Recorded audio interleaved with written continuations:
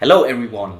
Today I'm going to talk about secure onboard communication, why we need it, and especially the operational challenges that you face when you want to implement SecOC in practice. I'm Holger from IDK Engineering.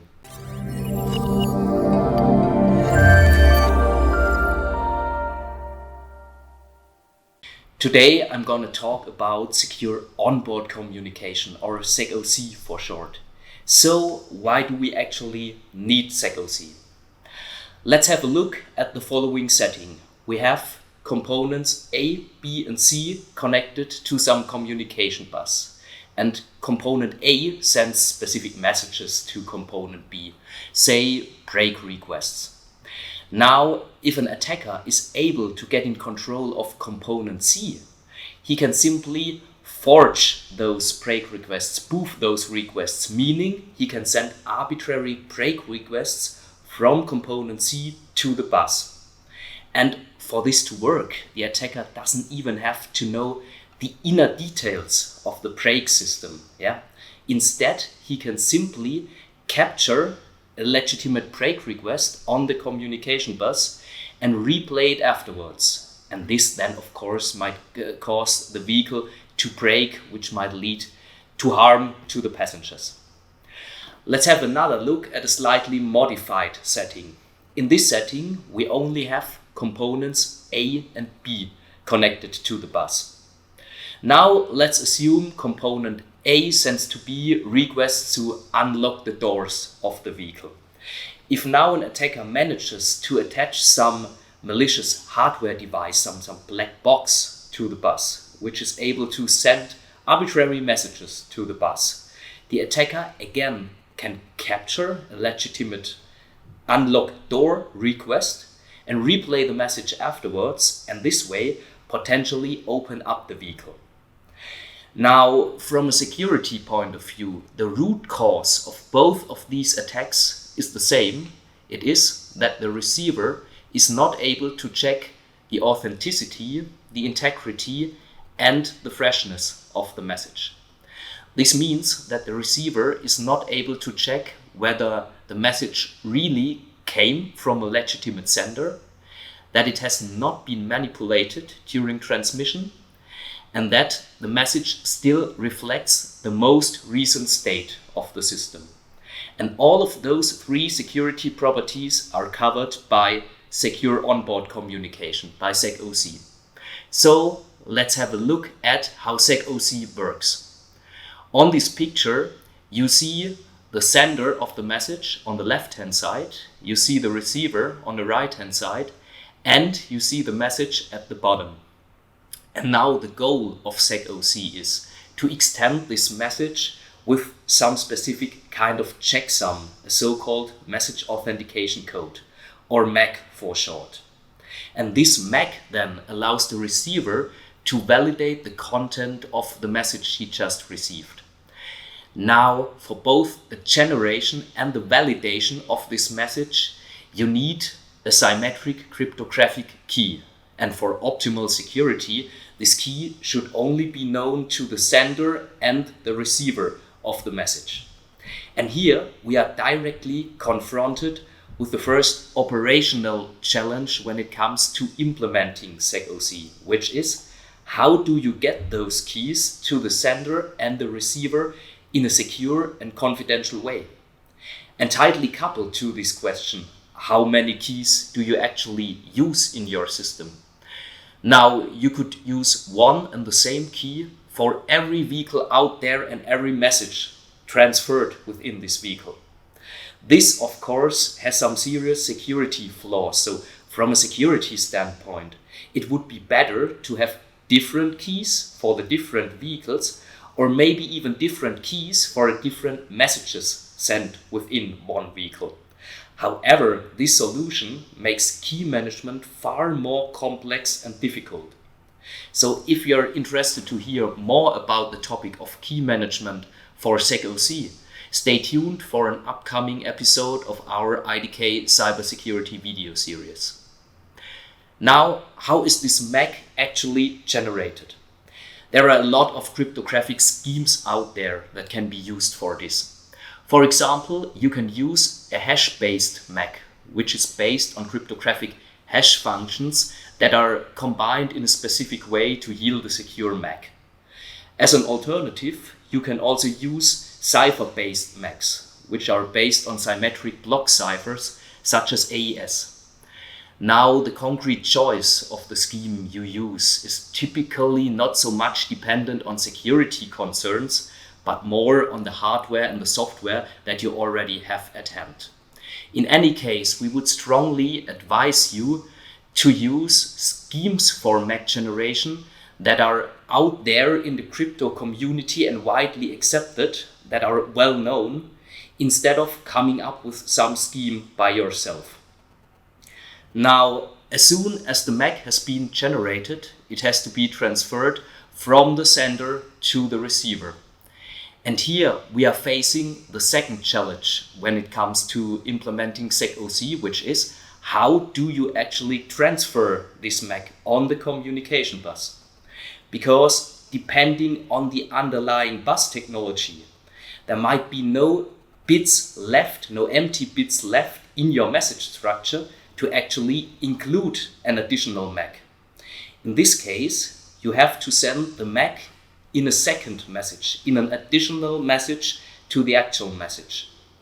Now, when you do this, the problem arises that the receiver somehow has to be able to tell which MAC message actually belongs to the message that he wants to validate.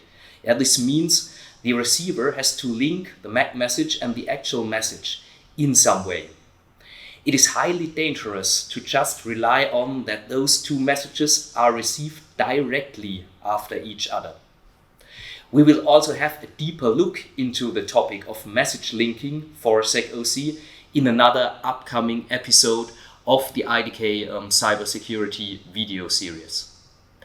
Now let's assume that you figured out a way how you can transfer the MAC on the communication bus and how the receiver can link the MAC message to the actual to be validated message. If you have given this as a precondition, the receiver is then able to validate the message by calculating the MAC on his side on the message. So he does exactly what the sender has been doing some milliseconds ago, and by comparing this calculated MAC to the MAC he has received via the communication line. And if now those two MACs are identical, the receiver can assume that the message has not been manipulated during transmission. However, the receiver still cannot know whether the message is fresh or it has been replayed.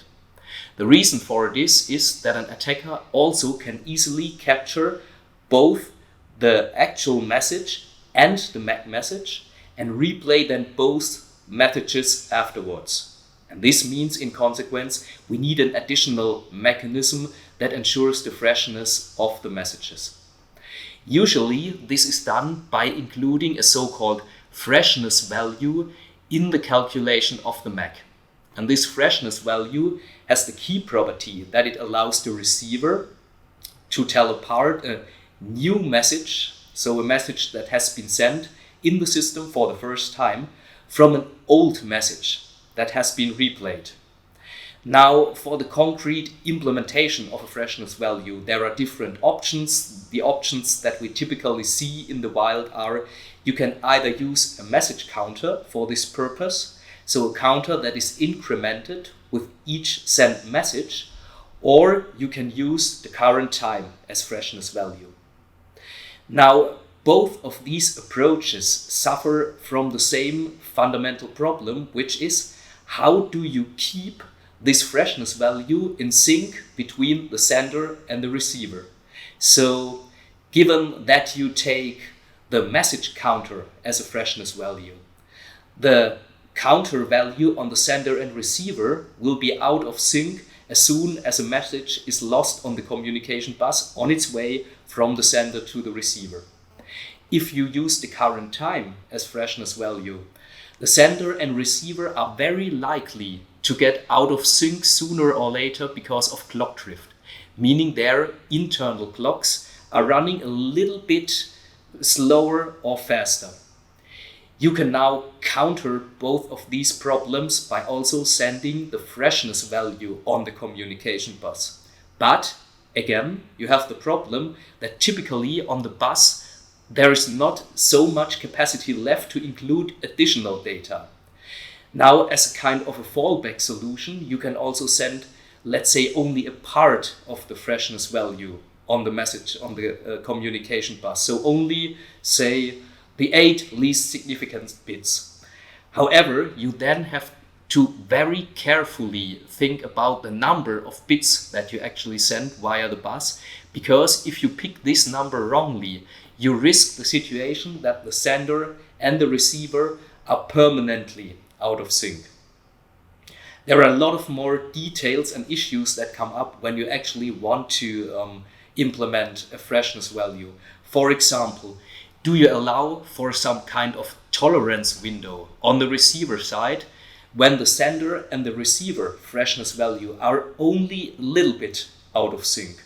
Or how do you actually persist the value, the current value of the freshness value across reboots of the system? We will also have a deeper look into this operational challenge of SecOC in another upcoming episode of our IDK cybersecurity video series. So now let me please restate the most important messages of this video. In this video, we've talked about secure onboard communication, which basically ensures 3 security properties of the sent message. First, the authenticity. Second, the integrity. And third, the freshness of the message. This means that the receiver with SecOC is able to validate whether the message came from a legitimate sender, whether it has been manipulated during transmission, and whether it is fresh in the sense of that it has not been replayed and still reflects the most current state of the system. If you want now to implement SecOC in practice, you have to cope with 3 main fundamental challenges. First, you have to think about how you get the symmetric crypto keys to the sender and the receiver in a secure and confidential way. Second, you have to find a way how you can link the MAC message and the actual message on the receiver side. And third, you have to think about the freshness value you want to use and how you transfer this value on the communication line. If you are interested in any of those topics, stay tuned for the upcoming episodes of the IDK cybersecurity video series. Now, I hope you enjoyed this video. If you want to get in contact with us, feel free to leave a comment or send us an email. We'd really be glad to hear from you. Thank you and see you around.